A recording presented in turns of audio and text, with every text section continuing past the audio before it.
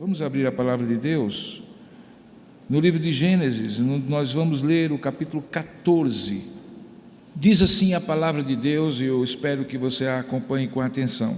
Diz assim: sucedeu naquele tempo que Anrafel, rei de Sinear, Arioque, rei de Elazar, Quedorlaomer, rei de Elão, e Tidal, rei de Goim, fizeram guerra contra Bera, rei de Sodoma, contra Brisa, rei de Gomorra, contra Sinabe, rei de Adimá, contra Semeber, rei de Zeboim, e contra o rei de Belá, esta é Zoar. Todos esses se ajuntaram no vale de Sidim, que é o mar salgado, o mar morto.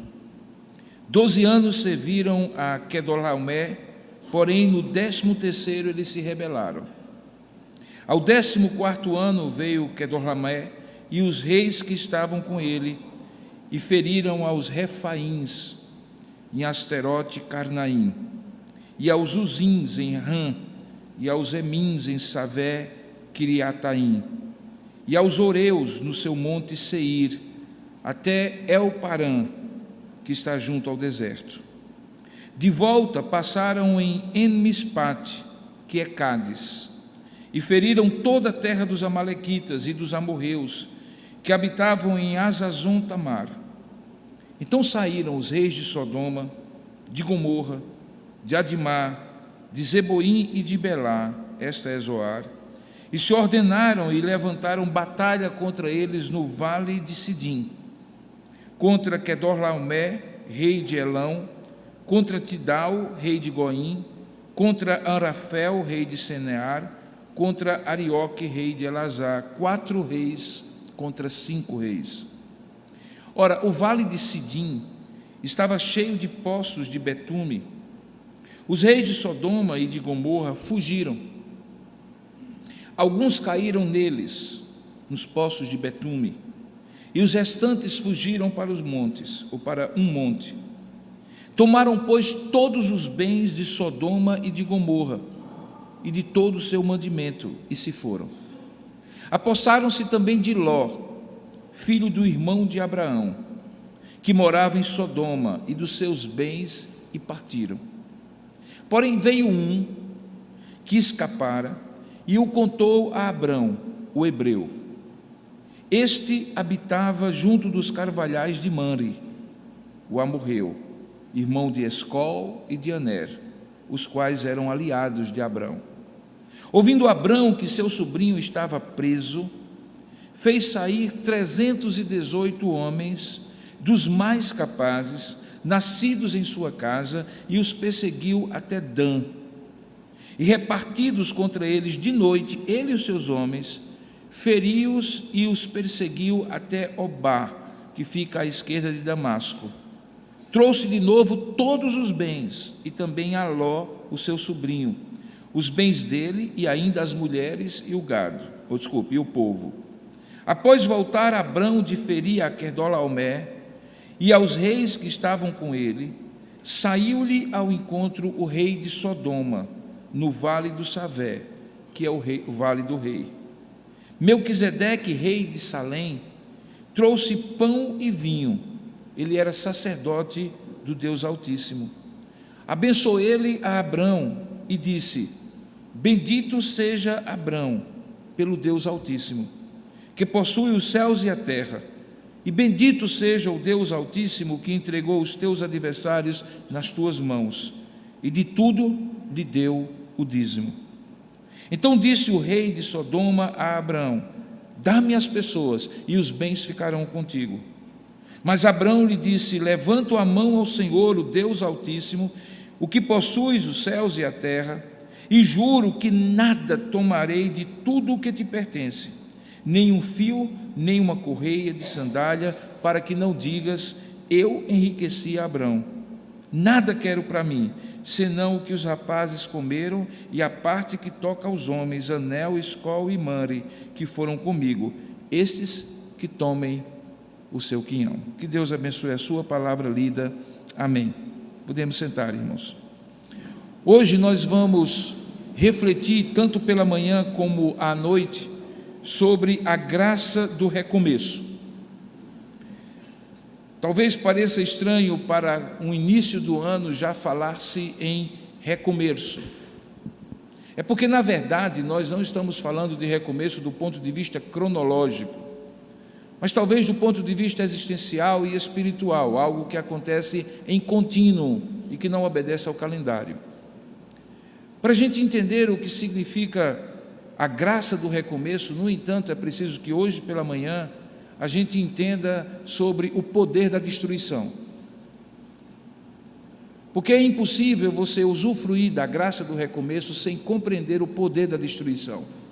De modo que você que está aqui pela manhã e que está também nos assistindo, participando conosco, já é convidado para a segunda parte dessa mensagem que fala sobre o poder do recomeço. Para que você então compreenda que essas são duas forças não equivalentes. Certamente, para quem crê em Deus como nós, o recomeço e a graça são infinitamente mais poderosos do que a destruição e o poder que ela tem. Há uma expressão chamada terra arrasada. Ela foi cunhada, ou ela foi criada na China. Ela é tradução de uma palavra jiao-tu, que se refere à prática milenar de queimar as colheitas para negar ao inimigo o suprimento, as fontes de alimento que ele precisa para as suas tropas. Foi uma tática ao longo da história utilizada pelos vários povos que dominavam outras nações e invadiam suas terras. Mas talvez o suprassumo da terra arrasada como tática de guerra foi criada pelo Marechal Kutuzov, quando em 1812 a Rússia foi invadida pelas tropas de Napoleão. Ao invés de enfrentá-la na fronteira, nos montes Urais que separam a Ásia da Europa, Kutuzov começou a recuar os seus exércitos, esperando que com aquele recuo as tropas de Napoleão fossem atraídas para dentro do território russo. O inverno estava à frente, e ele sabia que aquelas tropas francesas não iriam resistir ao severo inverno russo, quando ele se abatesse sobre aquelas tropas. Então Kutuzov começou a recuar para o interior do território russo, cada vez mais as suas tropas. E à medida que ele ia recuando, ele ia queimando a terra e devastando tudo que não podiam levar consigo para os seus próprios suprimentos. De modo que, à medida que as tropas de Napoleão iam penetrando no inimigo, eles só encontravam terra arrasada. Não havia suprimento, de modo que começaram a se esticar, a se estender demais as linhas de abastecimento para as tropas de Napoleão. Muitos quilômetros tinham que ser percorridos por terra, quando obviamente naquela época não havia as condições que hoje tem de fazer suprimento aéreo, de modo que demorava muito que a comida que saísse da Europa, que a munição que saísse da Europa, que as tropas que vinham para render outras ou para reforçar as linhas de guerra, demorava muito para chegar lá. E enquanto isso, à medida que as linhas de inimigos se estendiam, elas se esparçavam, se espalhavam no território e permitiam que táticas de guerrilha fossem feitas pelos soldados russos, separando as tropas umas das outras e impedindo que aquele fluxo contínuo de alimento, de munição, de suprimento chegasse. Kutuzov então começou a vir e arrasar a terra, atraindo Napoleão para a grande derrota que ele acabou por ter ali dentro do território russo. A partir dali, essa tática de terra arrasada se tornou uma tática não kamikaze, no sentido de um suicídio, mas uma tática de atrair o inimigo para que ele pudesse experimentar o poder da destruição. Esse texto de Gênesis capítulo 14 talvez seja uma das referências na Bíblia, uma das poucas referências na Bíblia, onde se parece algo, ou parece ser algo semelhante ao que séculos depois Kutuzov fizera com Napoleão. Só para lhe dar um contexto, no versículo, ou no capítulo anterior, capítulo 13, há o famoso episódio de separação de Abrão e Ló. O tio e o sobrinho tinham se tornado muito ricos, com muito gado, e como eles eram nômades, eles precisavam caminhar na terra em busca do melhor pasto e da melhor água para os seus rebanhos. O que eles tinham de bens pessoais, eles transformavam em coisas que eles pudessem levar de um lugar para outro. Verso 2 do capítulo 13, diz que eles eram muito ricos em prata e ouro, razão porque até hoje judeus são os líderes mundiais no comércio de pedras preciosas, de prata e de ouro, porque perseguidos ao longo da história, eles entendem que imobilizar o capital que eles conseguem ter em coisas fixas impede que numa eventual perseguição eles possam carregar consigo as suas riquezas. Então eles investem em ouro e em prata, desde aquela época. E ao fazer isso, eles trocavam o gado uns com os outros ali naquela região, e o gado obviamente se multiplicava. Tanto o gado de Ló, aquele sobrinho que tinha sido levado por Abraão quando ele passou na região norte, chamada Ur dos Caldeus. Abraão vem do sul, era de uma família de mercadores de ídolos. O seu irmão morre quando ele passa por Ur dos Caldeus para fazer a volta naquilo que a gente conhece na geografia bíblica como o crescente fértil. Ele entra pelo norte de Israel com o seu irmão e ambos enriquecem, com o seu sobrinho, digo, e ambos enriquecem. Então no capítulo 13 chega um ponto em que o problema entre eles, e principalmente entre os pastores lá na ponta do negócio que eles tinham de gado, começa a ter uma dificuldade de relacionamento. Diz o texto que não havia água suficiente, não havia pastagem suficiente, e os pastores de Abrão e os pastores de Ló começaram a brigar entre si. Abraão toma então a iniciativa de dizer a Ló o seguinte: olha, a terra não é suficiente, eu não quero trazer problemas para nós, não haja contenda entre mim e ti, porque somos parentes chegados, então você escolha para qual lado você vai. Se você for para o sul, eu vou para o norte, se você for para o leste, eu vou para o oeste, escolha primeiro. Esse ato de generosidade, de confiança em Deus de Abraão, fez com que Ló, ambicioso, olhando a melhor terra, contemplasse ali aquele vale, Campina do Jordão, versículo 10 do capítulo 13, quando ainda não havia sido destruído pelo que aconteceria depois com Sodoma e Gomorra, quando Deus julga aquele lugar. Então ele olhou para aquela terra, diz o verso 10, que parecia um jardim do Senhor, parecia o delta do rio Nilo, diz aqui, como a terra do Egito, como quem vai para Zoar, fértil, extremamente promissora para o seu gado, e Ló vai para lá. Diz o texto que Ló, no versículo 11 do capítulo 3, escolheu para si e se separaram. E à medida, no verso 12, que Abraão foi para o outro lado e habitou na terra de Canaã, Ló foi habitar nas cidades de Campina, da Campina do Jordão, e elas tinham dois nomes, que você vai conhecer no versículo 12, eram as Campinas de Sodoma, ou as cidades de Sodoma e Gomorra. No versículo 13 do capítulo 13, então é dado um comentário feito por Moisés, que é quem escreve Gênesis, dizendo assim: ora, os homens de Sodoma eram maus e grandes pecadores contra o Senhor. Então é num contexto de pecado que Ló começa a habitar ali na cidade de Sodoma e Gomorra. E à medida em que ele ia habitando e armando as suas tendas, ele se aproximava cada vez mais de Sodoma e Gomorra, porque era mais fácil ele usar as cidades como entreposto comercial, levar o seu gado, negociar ali, levar o seu ouro, e então ele é cooptado pela urbanidade de Sodoma e Gomorra, e se torna não mais um nômade, mas uma pessoa que habita naquela cidade.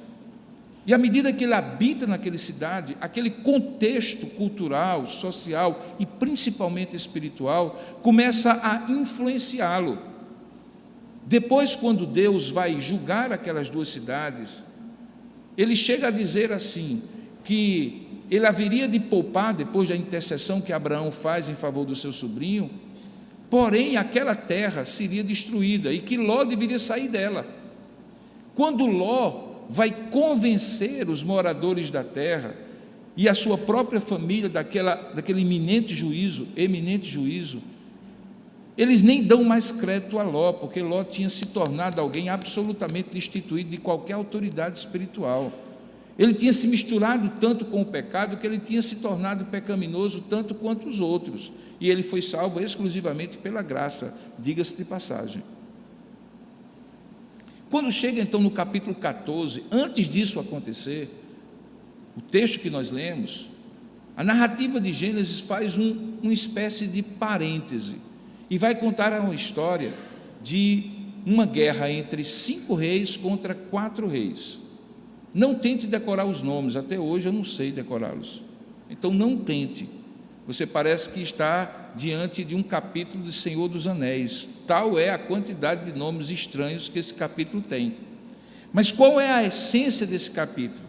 É que eles se ajuntam no vale de Sidim, versículo 3, e fazem uma espécie de conspiração ou conflagração contra um deles, que era Quedorlaomer.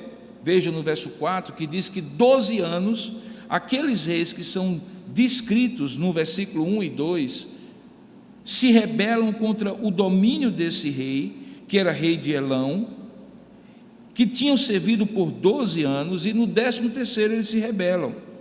E aí começa uma guerra entre vários pequenos reis. Nós não estamos falando de países imensos, alguns deles eram pequenas cidades, mas que tinham reis ali, e aqueles reis se juntam uns contra os outros, e quando eles vão fazendo a guerra, veja no verso 7, eles acabam praticando a técnica ou a tática da terra arrasada. Diz assim: de volta eles passaram em Mispate, que é Cádiz, e feriram toda a terra dos amalequitas e dos amorreus, que habitavam em Azazon Tamar. Diz o texto que eles levantaram, no verso 8, guerra e batalha contra eles no vale de Sidim.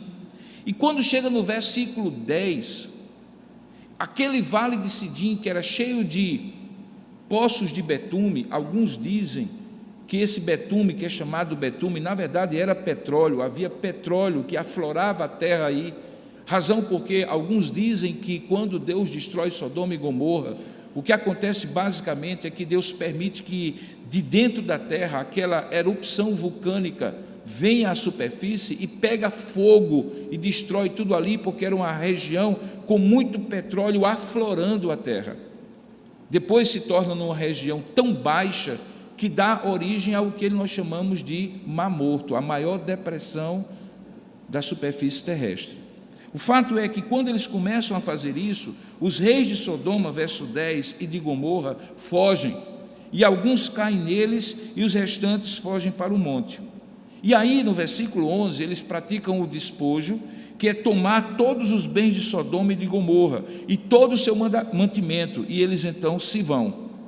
No meio da tomada do povo que era levada como escravo e dos bens que era levada como despojo, o que é que acontece com Ló? Ló está lá no meio, no versículo 12 diz que apossaram-se também de Ló, filho do irmão de Abrão, que morava em Sodoma, e dos seus bens, e partiram.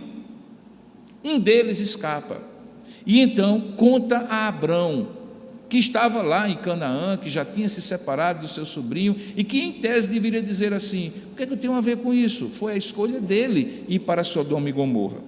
Mas aí aparece a figura de Abraão e depois a figura de Melquisedeque, para nos dar o verdadeiro sentido desse recomeço que acontece aqui, mas que só pode ser apreciado se nós entendermos o poder da destruição. E o que é destruído aqui e que poder de destruição é esse?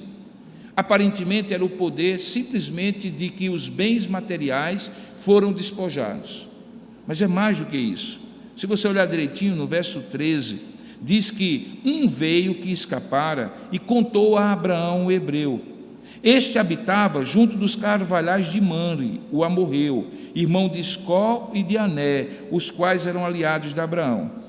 Então, ouvindo Abraão que seu sobrinho escapara, fez sair 318 homens, dos mais capazes, nascidos em sua própria casa, e os perseguiu até Dan. E fizeram um resgate, porque eles trouxeram de novo todos os bens, e também a Ló, o seu sobrinho, os bens dele, e ainda as mulheres e o povo. Preste bem atenção que o que havia acontecido aqui não era apenas que os bens tinham sido arrasados, mas que a própria família tinha sido destruída. Diz o texto que Ló, seu sobrinho, as suas mulheres e todo o povo tinha sido levado cativo. Às vezes, num mundo cada vez mais materialista, a gente pensa que as coisas mais importantes da vida, que podem ser destruídas pelo nosso inimigo, são simplesmente os bens materiais. Nós lamentamos as perdas e os prejuízos financeiros. Ficamos eventualmente nos remoendo quando temos um prejuízo no negócio. Talvez era essa a perspectiva de Ló. Tanto é que Ló havia lamentado o fato, ou feito a opção, e isso era fato, por estar em Sodoma e Gomorra, simplesmente porque era mais lucrativo para ele. Ele não levou em consideração, por exemplo, que à medida em que ele permitia que suas duas filhas habitassem e vivessem naquela cidade, naquela cultura pecaminosa, elas seriam inevitavelmente corrompidas pelo pecado. Isso fica muito claro, veja, quando você passa alguns versículos e você chega lá na frente, quando as filhas de Ló cometem uma loucura. A essa altura eles já tinham sido livres da destruição, mas quando chega no capítulo 19, quando Ló sai de Sodoma, no verso 30, e habita num monte, ele e suas duas filhas, porque a mulher havia ficado no meio do caminho, as crianças sabem, até pelo cântico, que a mulher ficou e virou estátua de sal, porque olhou para trás com saudade da riqueza que tinha em Sodoma e Gomorra, quando Deus tinha deixado claro que eles deveriam esquecer aquela riqueza, porque aquilo tinha sido uma riqueza maldita, corrompida. Então, Ló chega à cidade de Zoar com as suas duas filhas, e veja, ele vai para uma caverna, verso 30 do capítulo 19, e habita naquela caverna com as suas duas filhas, porque a sua terra tinha sido arrasada. Ele vai então se refugiar naquela caverna na cidade de Zoar, e ao chegar lá, veja que tipo de concepção, que tipo de ética aquelas duas filhas tinham adquirido, porque o pai havia feito a opção de morar em Sodoma e Gomorra. No verso 31 diz assim: então a primogênita disse à mais moça: nosso pai está velho, e não há homem na terra que venha unir-se conosco, segundo o costume de toda a terra. Vem, façamo-lo beber vinho, deitemo-nos com ele, e conservemos a descendência de nosso pai. Naquela noite, pois, deram a beber vinho a seu pai, e entrando a primogênita, se deitou com ele, numa prática que depois fica conhecida como incesto, relação sexual entre parentes consanguíneos, sem que ele o notasse, nem quando ela se deitou, nem quando se levantou.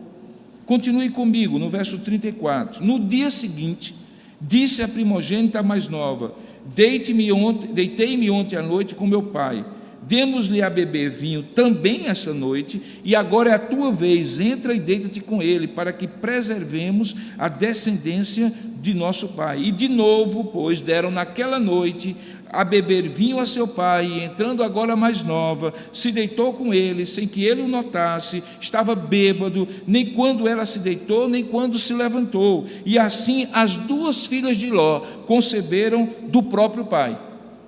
A primogênita deu à luz um filho, a quem chamou Moabe, que é o pai dos moabitas. E a mais nova também deu à luz um filho, e chamou Ben-Ami, é o pai dos filhos de Amon até os dias de hoje.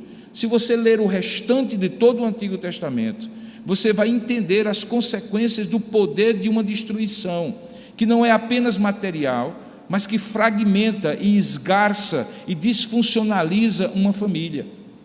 Porque os moabitas e os amonitas se tornam alguns dos piores inimigos de Israel.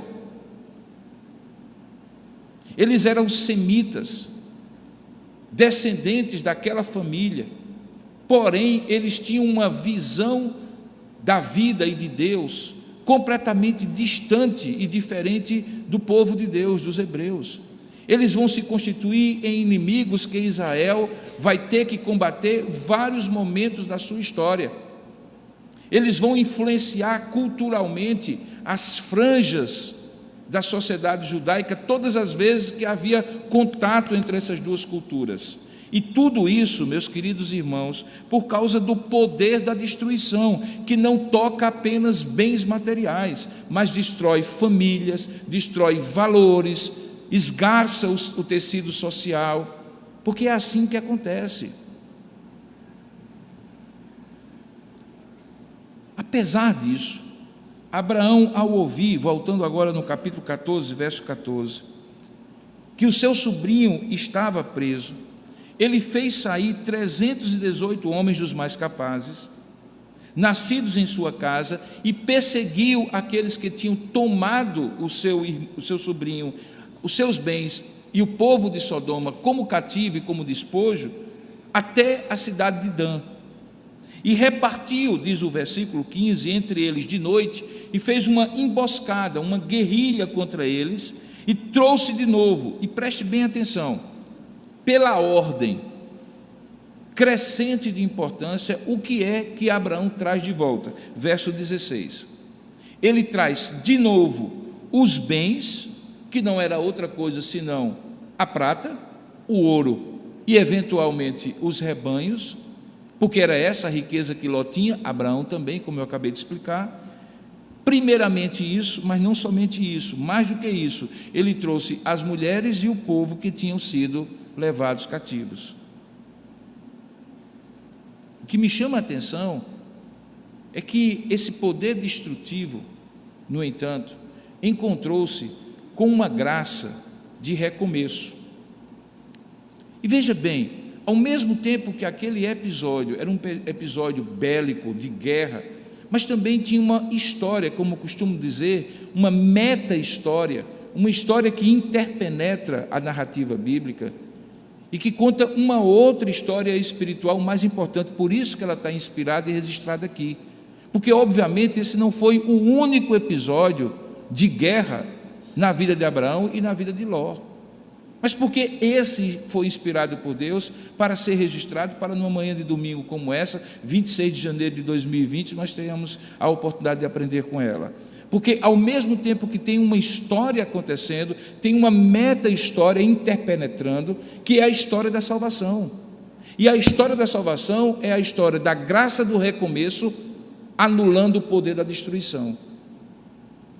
A graça do recomeço, anulando o poder da destruição, da miséria material que agora se abatera sobre Ló, mas também e principalmente o poder da graça restauradora ou do recomeço de Deus, trazendo de volta a possibilidade familiar, social de uma nova jornada.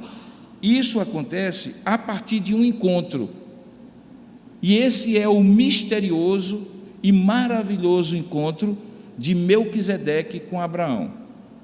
Esse trecho, do versículo 18 ao versículo 24, eu o chamei de misterioso e maravilhoso, porque ele apresenta para nós um personagem do nada. Hebreus, quando fala sobre esse personagem, diz que ele não tinha herança, não tinha origem, não tinha ancestrais, ninguém sabia de onde ele vinha, de onde ele tinha vindo e quem ele era na verdade. Hebreus depois vai explicar, e a gente vai chegar daqui a pouco lá. Mas aqui, olha como a narrativa, de maneira abrupta, é interrompida para falar desse encontro que Melquisedeque tem com Abraão. Diz o versículo 18, que Melquisedeque era rei de Salém. Rei de Salém era a tradução de paz.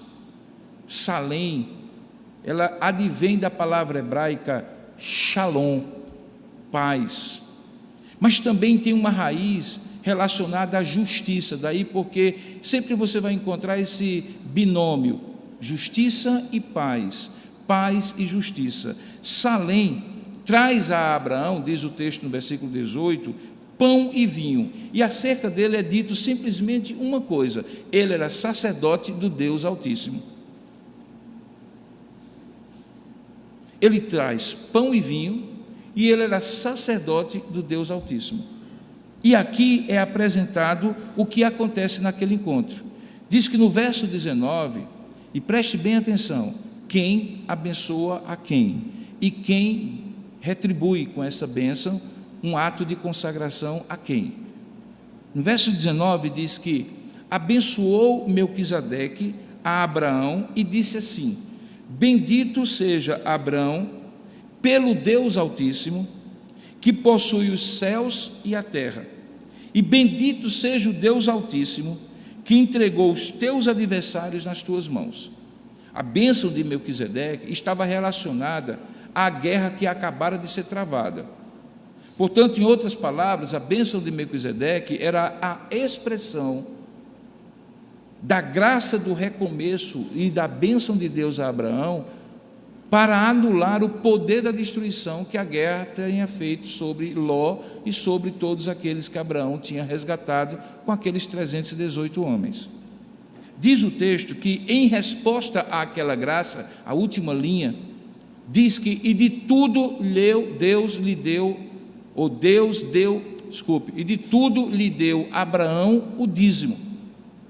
Esse versículo é fundamental, inclusive, para a doutrina da mordomia cristã, porque um dos grandes argumentos falaciosos daqueles que dizem que dízimo é criação da lei, que já foi revogado e que, portanto, não tem nenhuma valia para o Novo Testamento, é dizer que ela tinha a ver, ou que o dízimo tem a ver com a lei mosaica, que é criado depois, muito tempo depois disso. Mas aqui nós encontramos, antes da lei, o dízimo sendo dado por Abraão a Melquisedeque, como expressão de gratidão pelo que tinha recebido como bênção de Melquisedeque.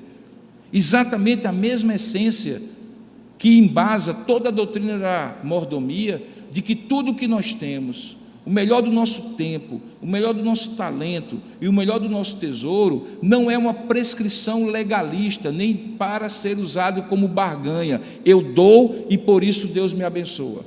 Mas, na verdade, deve ser expressão da gratidão de quem entende que nada tem e nada consegue ter se não for com a graça de Deus. Portanto, a resposta à graça da bênção é a gratidão expressada no dízimo de Abraão a Melquisedeque. A partir dali acontece o seguinte, e aí você vai entender porque que isso tem a ver com a guerra que foi travada. Ali poderia parar, não é? Foi um encontro misterioso, maravilhoso, mas que teoricamente não parecia ter nada a ver com o episódio anterior. Mas veja a partir do verso 21. Entra o rei de Sodoma na história. A gente descobre no versículo 2 que esse rei de Sodoma chamava-se Bera ou Berá, era um dos reis que tinham participado da guerra. Diz a Abraão: dá-me as pessoas e os bens ficarão contigo. A proposta de Sodoma, do rei de Sodoma, era que, uma vez Abraão tendo sido o objeto, o instrumento de Deus, melhor dizendo, para a salvação da população de Sodoma que tinha sido levada cativa, que ele queria de Abraão apenas a devolução do povo para reabitar a cidade, para recomeçar a cidade. E os bens poderiam ficar para Abraão como pagamento por todo aquele esforço de guerra para resgatar o povo de Sodoma. Os 318 homens, diz o texto, eram dos mais capazes. Alguns comentaristas dizem que eles, na verdade, faziam uma espécie de guarda profissional, não eram aqueles que eram recrutados da população civil, mas eram aqueles que estavam completamente e continuamente à disposição para proteger e guerrear, eram soldados profissionais. Esse é o sentido daquele texto, no versículo 14, quando diz que eles eram dos mais capazes. Então, aqueles precisavam ser remunerados, porque eles tinham deixado os seus campos e viviam para a arte da guerra, da proteção, da segurança ali. Era uma guarda, na verdade. E então eles precisavam ser remunerados. O rei de Sodoma entende que eles deveriam ser remunerados, e diz o texto: os bens ficarão contigo. Abraão entendia que o que ele estava propondo, portanto, era uma compensação pelo esforço de guerra. Mas olha só o que acontece com Abraão, no versículo 22. Abraão lhe responde dizendo assim: olha, eu quero dizer que eu levanto a mão do Senhor, a mão ao Senhor, o Deus Altíssimo. E esse ato é um ato de juramento solene na tradição antiga. Era quando alguém levantava a mão e jurava pelo nome de Deus: olha, eu levanto a mão ao Senhor, o Deus Altíssimo, aquele que possui os céus e a terra, e eu juro que nada tomarei de tudo o que te pertence, porque a graça do recomeço não precisa do despojo da destruição. Às vezes a gente acha que vai perder as coisas, porque simplesmente resolve começar do zero com Deus. Às vezes a gente acha que o prejuízo profissional, material, é tão grande que justifique você negociar sua comunhão com Deus em prol disso, negociar seus valores. Ontem, no gabinete pastoral, eu estava atendendo uma pessoa que me disse uma frase que me edificou muito. Ele disse assim: eu estou passando essas lutas, essa, mas tem duas coisas que eu não gostaria de me comprometer, pastor. E uma delas é assim: eu tenho muita coisa para fazer, e nas muitas coisas que eu tenho que fazer, às vezes eu sou tentado a colocar o meu crescimento espiritual, a minha vinda à igreja, por exemplo, de lado. Mas eu separo aquele tempo e digo assim: não vai adiantar nada todo o esforço que eu fizer em outras áreas da minha vida, se Deus não for o primeiro lugar, se por causa do vil metal eu comprometer minha comunhão com Deus. Porque, para usar uma expressão talvez mais nordestina, eu vou perder o mel e a cabaça. Nem vou enriquecer, porque não contarei com a graça de Deus e ainda perderei a comunhão com Deus. Perceba que é exatamente isso que Abraão tem em mente quando diz assim: olha, eu nada tomarei de tudo que te pertence, nem um fio, nem uma correia de sandália, para que não digas: eu enriqueci a Abraão. E ele faz isso a partir da perspectiva do que ele tinha dito que Deus era para ele. Veja no verso 22, ele faz questão de dizer assim: eu juro, levantando a mão ao Senhor, o Deus Altíssimo, o que possui os céus e a terra, que eu nada tomarei de ti, porque se eu um dia for enriquecido, eu não quero que tu digas que fui eu, um homem, que te enriqueci. Porque eu sei que quem me enriquece é o Deus Altíssimo, que possui o céu e a terra. Era isso que Abraão estava dizendo. E ele diz: então eu nada quero para mim. O que eu quero é que aquilo que os rapazes comeram, e a parte que toca aos homens, que vieram comigo, Aner, Escol e Manre, que possivelmente eram os capitães daquela tropa, fiquem comigo, que foram comigo, esses que tomem o seu quinhão, mas a mim, eu não quero nada. Por que Abraão fez isso? Por causa do encontro com Melquisedeque. O encontro com Melquisedeque mudou a perspectiva de Abraão completamente naquele episódio, e o fez compreender que contra o poder da destruição, A pessoa que tem aliança com Deus só precisa de uma coisa: da graça do recomeço.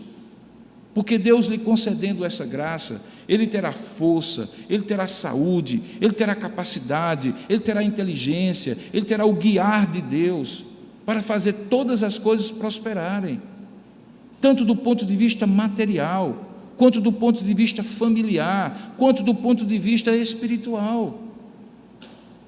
Irmãos, isso é uma inversão completa do que nós, como cristãos, somos tentados a viver nos dias de hoje, quando o materialismo não está mais batendo a porta para entrar nos nossos lares, mas ele já entrou, e ele tem distorcido os nossos valores essenciais, feito com que as relações sociais, e principalmente relações familiares, se tornem relativas diante do vil metal, daquilo que a gente precisa conquistar, daquilo que a gente precisa ter. E eu não estou falando de sobrevivência, eu estou falando daquilo que nós ambicionamos e não percebemos que fazemos parte de um sistema como daqueles reis que digladiaram-se uns com os outros, e que digladiaram-se para simplesmente obter o lucro, para obter a riqueza dos outros através do despojo e praticar a terra arrasada de maneira cruel e violenta contra as outras nações. Se você voltar os seus olhos muitas páginas para frente, você vai encontrar por que aquele encontro de Melquisedeque foi tão importante para Abraão. Veja o capítulo 7 de Hebreus, por gentileza. Um dos segredos para você crescer no conhecimento de Deus é essa seguinte frase, preste bem atenção: tudo o que estiver latente, meio que escondido, por baixo do simbolismo no Antigo Testamento, estará patente, visível, claro, perceptível no Novo Testamento. Então, uma das maneiras de você ler o Antigo Testamento é colocando as lentes do Novo Testamento, porque o Novo Testamento explica muitas coisas do Antigo Testamento, por causa da revelação progressiva de Deus. Deus vai, ao longo da revelação, se revelando, abrindo o que Ele é e o que Ele quer, à medida em que o povo vai conhecendo. Cada vez mais, conheçamos e prossigamos, e o princípio é esse. Então, por isso que eu estou usando Hebreus para explicar esse episódio, até porque foi essa a intenção mesmo. Veja o capítulo 7. Hebreus foi escrito para cristãos, para judeus que tinham se tornado cristãos e que começaram a ser tentados a voltar ao judaísmo. E, consequentemente, a máxima de Hebreus era mostrar que a nova aliança, que o novo mediador, que o novo sumo sacerdote, que o novo sacrifício feito por Cristo de uma vez por todas era superior e, na verdade, o cumprimento de todas aquelas coisas antigas que estavam simbolicamente descritas no Antigo Testamento. E, portanto, não fazia sentido para aqueles cristãos que eles retrocedessem para alguma coisa que era apenas a latência, quando, na verdade, eles estavam diante da realidade visível e palpável e já cumprida em Jesus Cristo. Então, esse é o argumento central de Hebreus. Quando chega no capítulo 7, então, ele está para fazer o argumento de que o sacrifício e o sacerdócio de Cristo, que é o nosso sumo sacerdote, é superior ao de Moisés e o sacrifício da lei. E aí ele usa um exemplo desse episódio, Melquisedeque. Leia comigo, capítulo 7 de Hebreus, versículo 1. Diz assim: porque este Melquisedeque, rei de Salém, sacerdote do Deus Altíssimo, veja que até agora ele não acrescentou nenhuma novidade. Essa é a mesma descrição que está lá em Gênesis capítulo 14, quando Abraão se encontra com Melquisedeque. Então nós estamos falando do mesmo personagem, não tem como dizer, mas será que esse Melquisedeque não é outro? Não, não é, é esse mesmo. Então diz que, porque este Melquisedeque, rei de Salém, sacerdote do Deus Altíssimo, e aí ele vai descrever, que saiu ao encontro de Abraão, preste bem atenção que isso faz uma diferença, não é Abraão que encontra com Melquisedeque. É Melquisedeque que vai ao encontro de Abraão. E isso é basilar na história sagrada. Não é o homem que vai ao encontro de Deus, é Deus que vai ao encontro do homem. E para quê? Ele diz assim: quando ele voltou, ou quando ele voltava na matança dos reis, e ele diz, e o abençoou. Então, a bênção que Deus deu por intermédio de Melquisedeque a Abraão era a suficiência do que Abraão precisava e do que os seus homens, naquele episódio de destruição, para acreditar na graça do recomeço de Deus. Porque, de fato, a bênção de Deus é a única coisa que nós precisamos para recomeçar. Nós não precisamos de boas condições, ventos favoráveis, apoios humanos, capacidades humanas. O que nós precisamos para recomeçar sempre será a graça da bênção de Deus na nossa vida, seja qual for a terra arrasada que você se encontra, seja qual for a pilhagem que o inimigo fez, o despojo que o inimigo levou, seja qual for. Melquisedeque é o ponto de inflexão, de virada daquela história. Só tinha destruição até ali. De repente, Melquisedeque aparece para cristalizar o recomeço de tudo aquilo que havia sido destruído.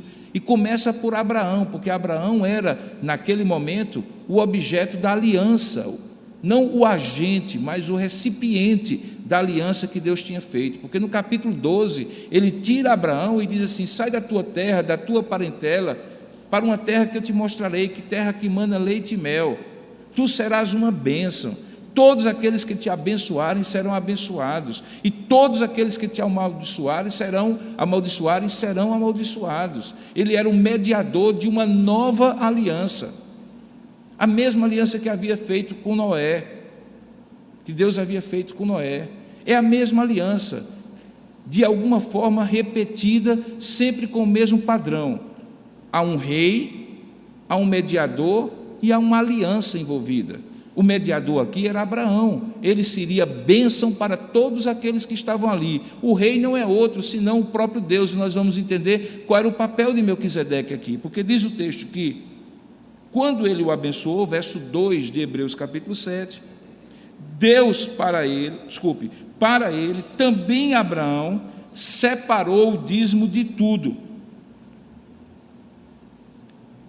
não seletivamente, mas de tudo, e não como obrigação. Ele simplesmente separou. O judeu entendia isso, o povo do Oriente entendia. Ele ia colhendo, e a primeira parte da colheita, por isso que o nome é primícias, ele já separava.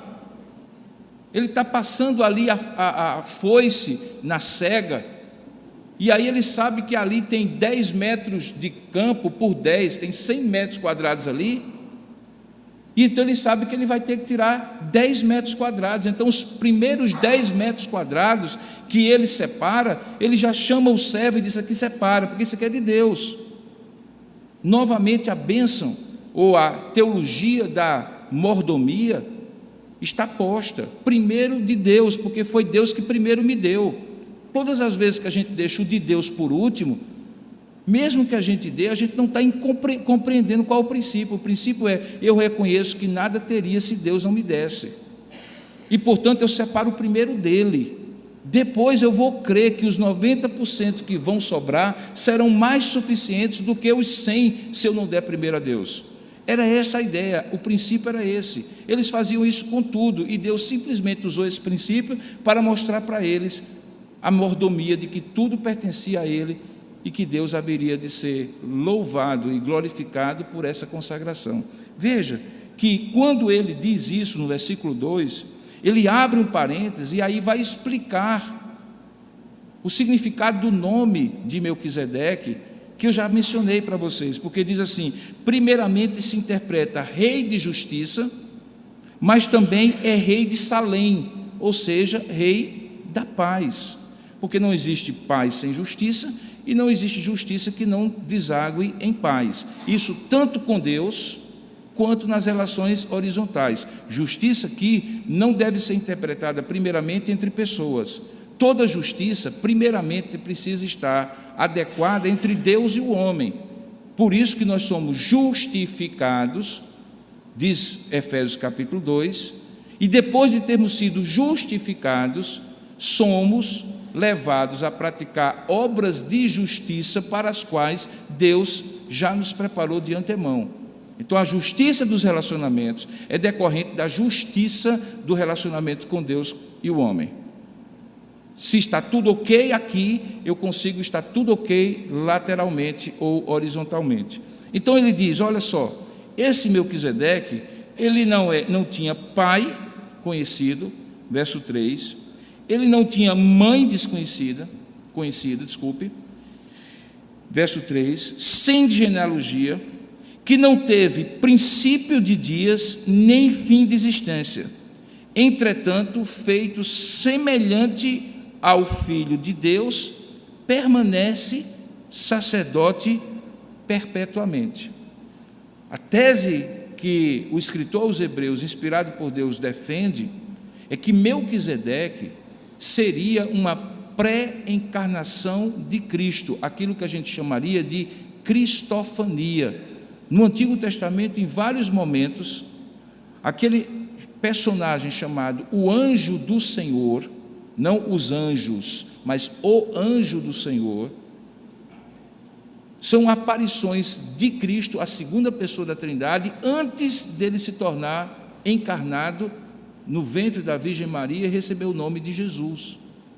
Portanto, preste bem atenção, porque o poder da destruição é anulado pela graça do recomeço, mas sempre um recomeço mediado por um encontro com Melquisedeque, ou um encontro com o rei de Salém, ou um encontro com o rei da paz, um encontro com Jesus Cristo.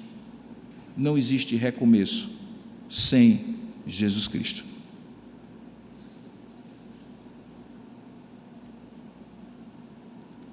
Só Jesus Cristo manifesta a graça do recomeço na nossa vida, em todos os sentidos, irmãos, em todos os sentidos. Numa relação conjugal desfeita,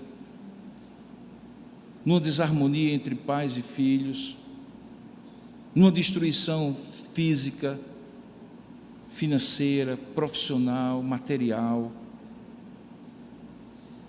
numa perda de comunhão e numa rebeldia contra Deus, para que seja refeita a relação com o Senhor.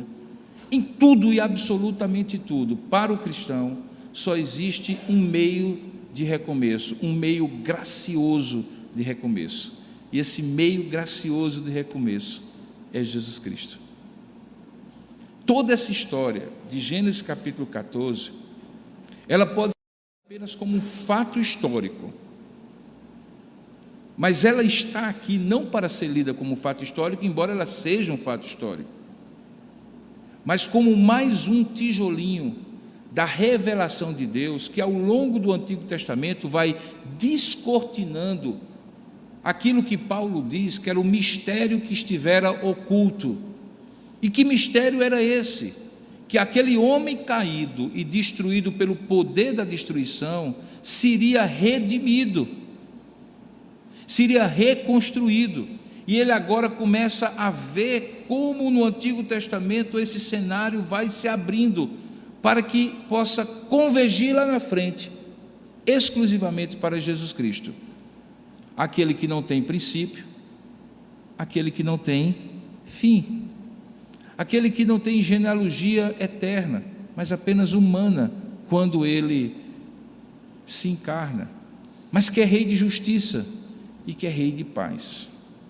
Na manhã desse dia, é possível sim que muita gente esteja lutando contra os efeitos do poder da destruição em suas vidas, coisas amargas, consequências terríveis do pecado, consequências terríveis da perseguição do inimigo, das guerras em que você está no meio, como Ló estava no meio, porque talvez você estava no lugar errado.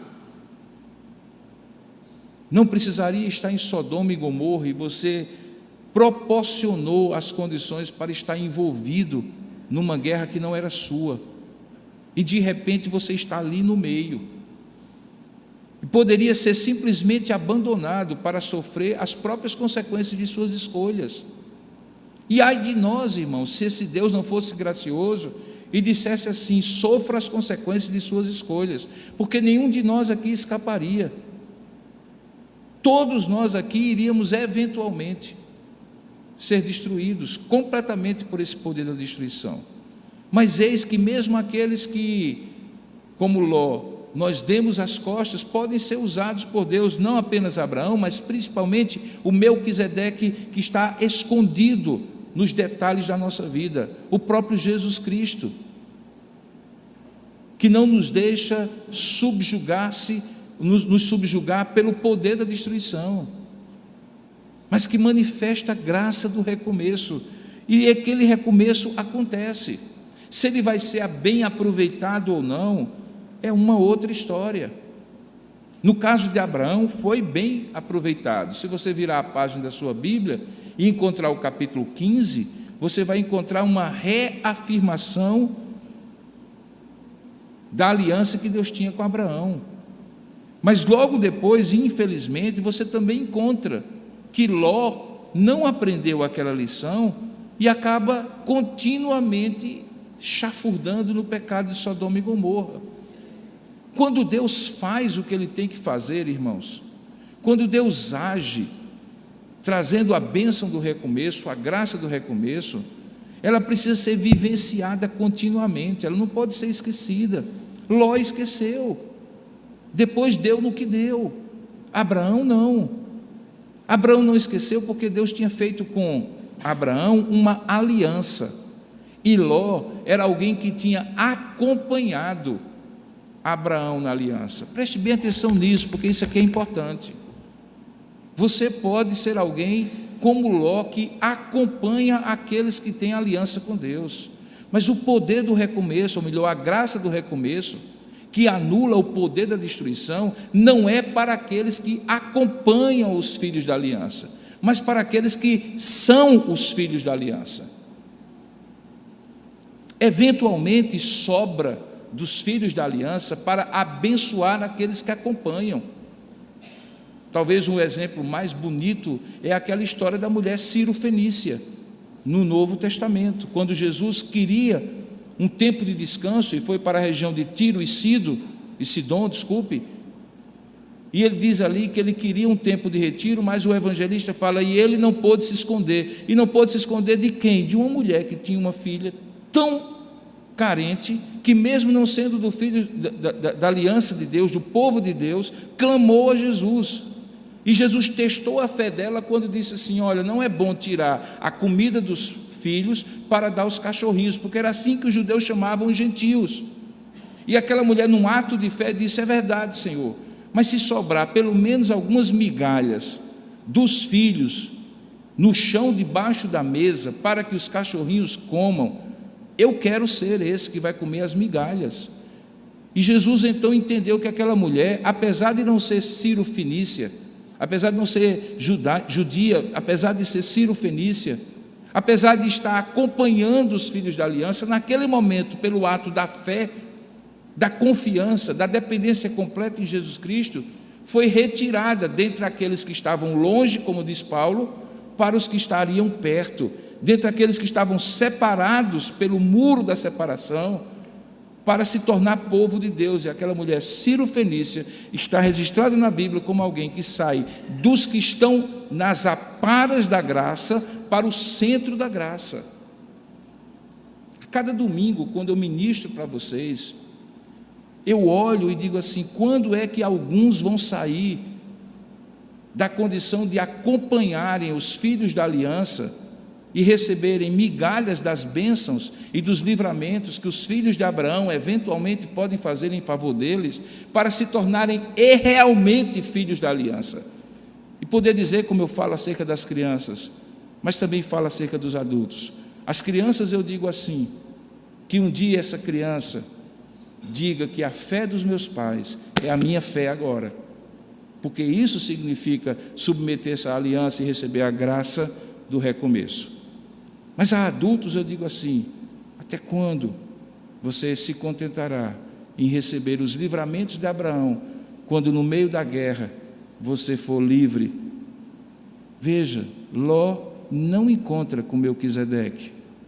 Quem encontra com Melquisedeque é Abrão, porque Abrão era da aliança.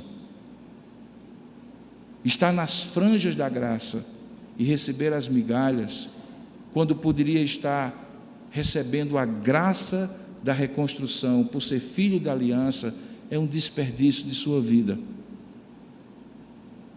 Se você está experimentando nesse início de ano eventuais efeitos do poder da destruição na sua vida, pule para a condição de receber a graça da reconstrução. E essa condição é um encontro real. No caso de Abraão com Melquisedeque, no seu caso, com o Cristo vivo que se encontra aqui nesse lugar, mesmo que você esteja à distância nos assistindo. Ele está aí também. É preciso que você então creia nesta graça da reconstrução, por causa do encontro com aquele que é o reconstrutor, Jesus Cristo nosso Senhor. À noite nós vamos completar essa mensagem, e eu convido você a vir e a trazer outros com você, gente que você está vendo ao seu lado, que está sofrendo o poder da destruição, e que você gostaria de, não apenas para você, mas para essas pessoas, que elas experimentassem a graça da reconstrução. Quem sabe você pode compartilhar com elas o link dessa pregação que está no Facebook e no YouTube, e dizer assim: vai ter mais à noite, e de alguma forma você será um instrumento para que essas pessoas experimentem a graça da reconstrução. Que Deus abençoe você, que você não seja da turma de Ló, que recebe a bênção, mas não encontra o abençoador. Que você seja da turma de Abraão, que é abençoado porque encontrou o abençoador. Que Deus nos abençoe. Amém. Curva a sua cabeça por um instante. Vamos orar juntos? Eu não sei como é que Deus falou com você. Eu sei o que eu lhe disse, ou consigo lembrar de algumas coisas que eu lhe falei. Mas dentre as coisas que eu lhe falei, Deus certamente usou algo para falar ao seu coração. Eu lhe convido a responder a Ele em oração. Senhor nosso Deus, eu intercedo diante de Ti agora, pelos meus irmãos e irmãs, pelos meus amigos e amigas, que aqui na igreja em Tambaú, mas também em todo o mundo, por intermédio da internet, ouviram essa mensagem, ou ouvirão essa mensagem.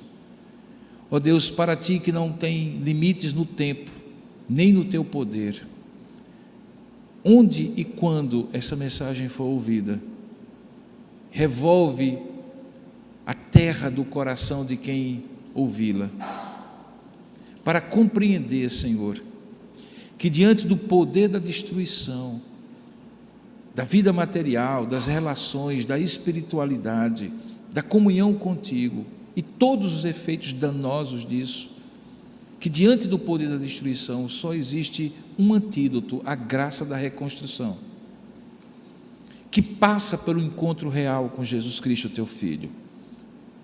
E o que eu te peço, ó Deus, é que isso fique tão claro, tão evidente, que sendo abençoados, esses possam encontrar o abençoador, Teu Filho Jesus.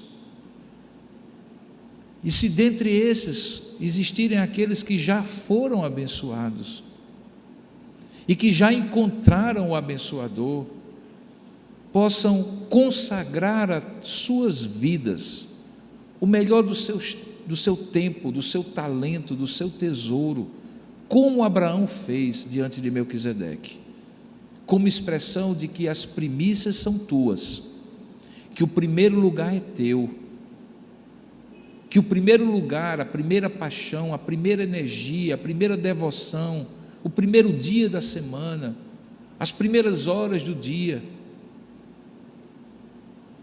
as primeiras forças da vida são tuas.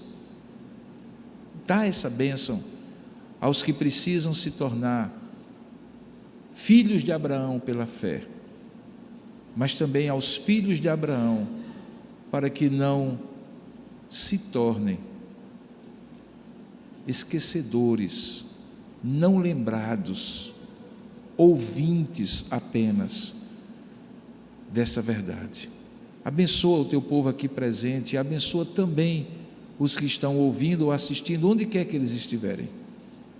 Mas também nos dá a graça de hoje à noite entender como a plenitude dessa graça veio, se encarnou e garante de maneira eterna essa reconstrução.